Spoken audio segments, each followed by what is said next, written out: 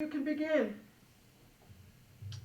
Yes, Cal. I was thinking the other day about some of the teams you've had in the past. You always talk about you had that alpha dog personality. Does that exist on this team? Does it have to exist on this team? Well, at this point, I mean, we're still trying to figure out some things offensively, but these kids are who they are. They're not going to change into something different. But look, I'm looking at who we are, who they are, what they're capable of doing, what I'm going to ask them to do, how we do this, and like I said, I keep telling them they need to see the same picture that I'm trying to see, which is, look, let's just get this going and let's see what happens, because we're so close. But you don't get a break here or there. You don't get a shot that kicks in. You don't do this. You have the 6th or 7th toughest schedule in the country, and you get guys Keon out the first half and Terrence out the second half. But hey, it is what it is. We are what our record says we are. And now from here going forward, let's see if we can change that. Jerry Tipton, go ahead. John, you like to say, I've heard you many times say that you enjoy the wins where the team doesn't shoot particularly well, but the grit and determination, they win. The game against Arkansas was the exact opposite. You shot really, really well and still lost. So how does that play on your mind, the players' minds? Well, you have to ask the players, but we made more field goals. We had plus 9 rebounds. We had 18 assists. We had 11 turnovers. We made 14 threes. And we lost? I've never heard of such a thing. And they didn't shoot like 60% now. They shot 42 or 43, whatever they shot, a little higher than teams have shot. And you don't win that game. But there is a lot of stuff going on this year that normally my teams and the teams that we've had here would win, holding people under 40% and different things. But at this point, look, we took what we could from that game and we move on, and we're trying to get ready for Auburn, who's a good team and is, plays well, has played well since they've added their point guard, who's a terrific player. So, John Hale, your turn. Cal, the NCAA just announced they're going to let each conference choose whether their automatic bid goes to the regular season champion or the conference tournament champion. Have you gotten? when was that announced? Today? Like an hour ago. Yeah, it must have been while I was in practice. Yeah. Wow. Well, I think they need flexibility because there's some leagues that just don't want to bring their teams together. There's some leagues that'll probably opt to only have the regular season be it, and there's no reason for them to run a conference tournament. But my guess would be for us that we'll have a tournament. But the powers that be will make that decision, and we'll see. Kent Spencer, go ahead. John, it seems like, and Brandon kind of mentioned that the other day, is you guys are trying to get better in order for that SEC tournament to make a run to try to get in the, that's the whole goal right now. How important is it for that kind of carrot to be out there for you guys? Is it a little nerve-wracking to hear that some leagues may do away? Well, I really don't think our league will. But I'll deal with that if they come out and say we're not going to have a tournament. I'll deal with it. What I will tell you about our kids, and I just keep saying it to them, I have so much respect for this group. They've come to Kentucky and had none of the benefits of playing at Kentucky. We didn't have a summer. We didn't have a fall. We don't have a packed arena. We don't have, on the road, half the arena are fans. They haven't had the adulation of our raving fans. They've only had the other side. We're playing in empty arenas. We're not being able to be on our campus and have the full life of a college student. Can't even leave their rooms. You guys know I worry about mental health, and I continue to. This has been, with all that's going on with this team, the luck meter it's one. Maybe it's because we've had a lot of luck over the last 5 or 7 years. I don't know, but everything that could bounce our way bounced the other. Every call that could go our way went the other. And so I have respect because these kids haven't stopped. I looked out in the building last night, and their guys conditioning. They're conditioning. It was after practice. 4 guys stayed in there, were getting extra work in. I have great respect for these kids. And I told them, I believe in you.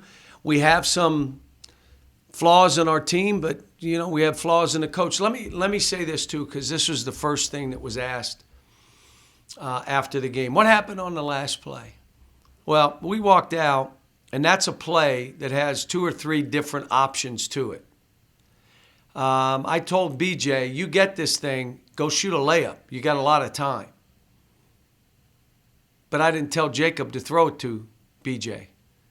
So BJ was open after the game, and he threw it to Olivier. And I said, because I know what I said to BJ, and I looked at Jacob. I said, Jacob, did I say anything to you? He said, no.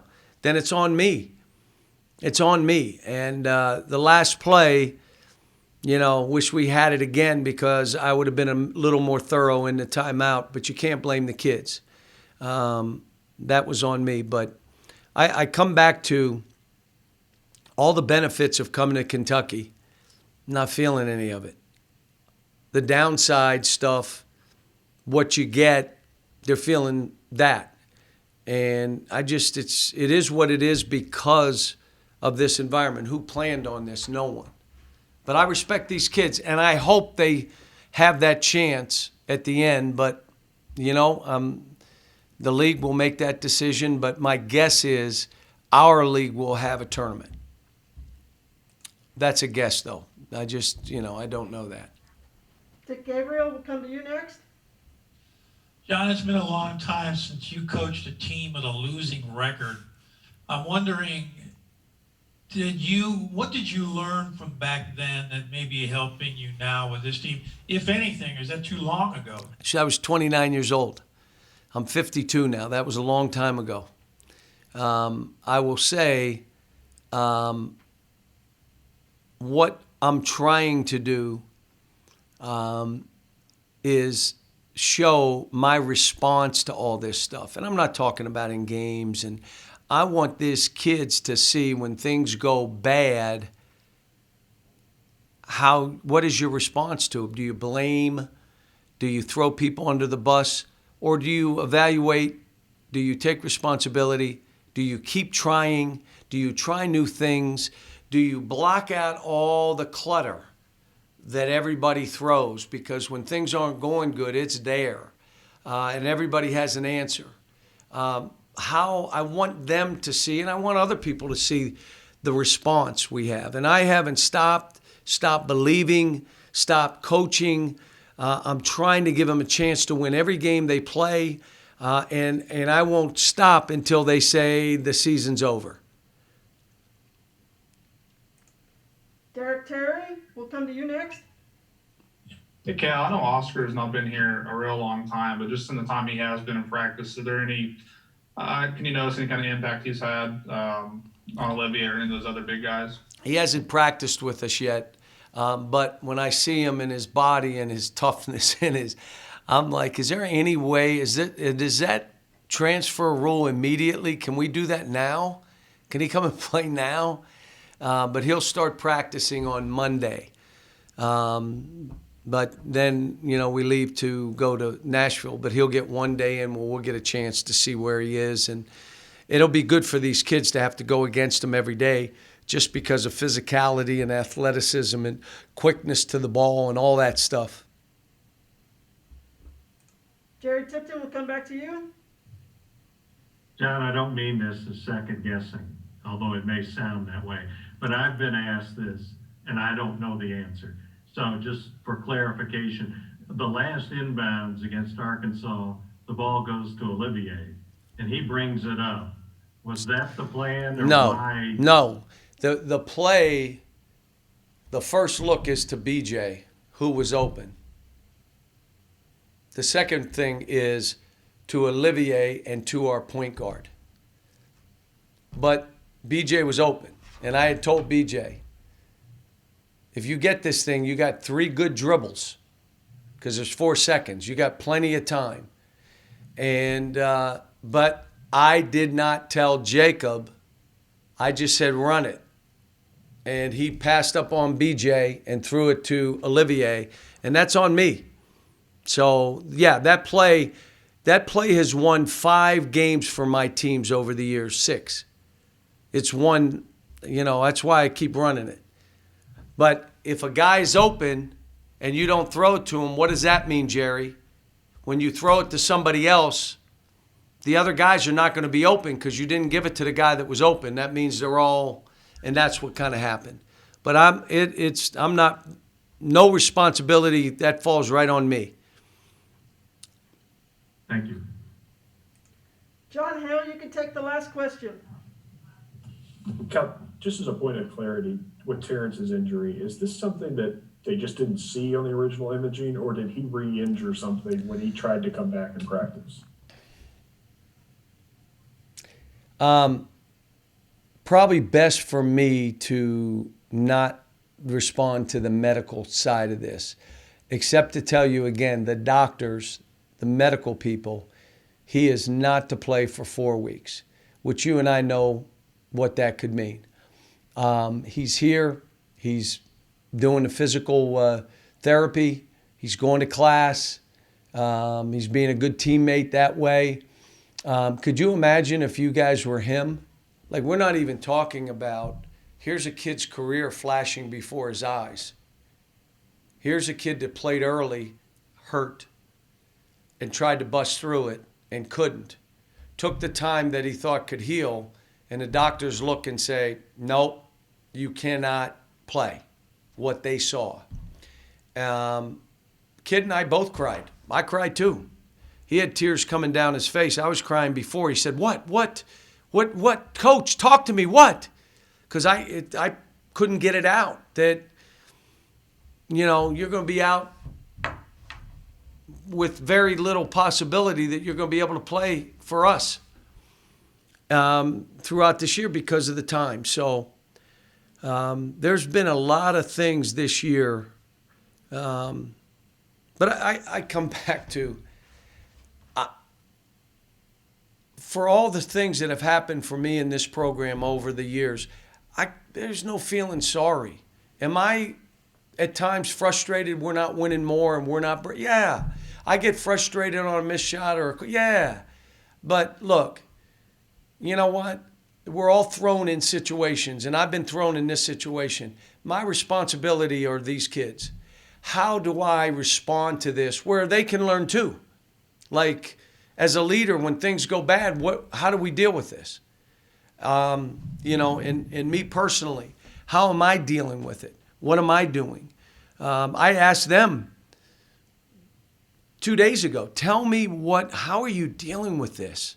How are you dealing with all the other stuff? And I went around the room, and I'm talking to many of my coaching friends around the country, and we're all having the same. Everybody's tired because of the emotional stuff in this, trying to keep your kids safe, trying to figure out after a pause what happens, how do you play, having them not to be able to be together and either commiserate or celebrate. They can't be together. If they're together and someone's sick, it shuts everything down. No families, no contact, no girlfriends, no campus where they can connect with a college professor or other students. I respect these kids. Am I happy with where this is? No, come on, you guys know me. Like you asked the question, I was in my 20s when I coached a team. But this team, that team had no chance at the end. This team does. And we just got to figure it out together. And I've got to continue to try to motivate and push and hug. After practice yesterday, I got on one of the guys. I got on him pretty hard. He waited by the door that I go out. because he kind of bowed his neck when I got on him. And as I was walking out, he comes over, Coach, I'm sorry. And he hugged me. And I hugged him, and he squeezed me, and I squeezed him. And I'm just thinking, this stuff, I know we just think here's who it is, and here's who's winning, and here's who's losing, here's bracketology. This is uncharted waters. And all of us coaches are exhausted trying to stay on top of all of it. And here, there's an added thing. You're not winning. And now, all of a sudden, it's out of the woodwork. And all I can tell you is I'm going to keep loving these kids, keep coaching them, keep holding them accountable. You can be aggressive when they know you love them. You out there can't be aggressive with them. They're not listening to you. But they'll listen to me, and I can be aggressive, and I can yell some, and I can hug them, and I'll kiss them after a game. One kid I kissed. I mean, this is different. This is all of us together trying to walk through something none of us have been through. I'm not making any excuses. Our record tells what we are and what I am as a coach this year. I'm not making excuses. All I'm saying is I'm not giving up on this guy. And if anybody wants to give up on him, I'm fine. I'm not going to be mad. And if anybody wants to take off on them or me, that's fine. I'm not mad. It's what it is. I'm not talking down to anybody. I'm not. All I'm saying is my job is not to deal with that. It's to look at these 12 kids and say, how can I make sure I'm looking after someone's child? How do I help them play their best? I'm with them every day. I know who has got the confidence to go in there when things are going bad and who doesn't. But I can say this group hasn't given up on anything. And what I told you, conditioning, extra work. Someone was in the gym the other day and they said after he worked out, he got conditioning and he's one of our starters. So hopefully we start playing a little more consistent. Hopefully we throw one off a light that hits off the floor and bounces in the basket and we win on a play. Just something. How about an unbelievable block they'll call a foul and we shoot 2 free throws and win a game? I don't care what it is. We just need something good to happen. Thanks.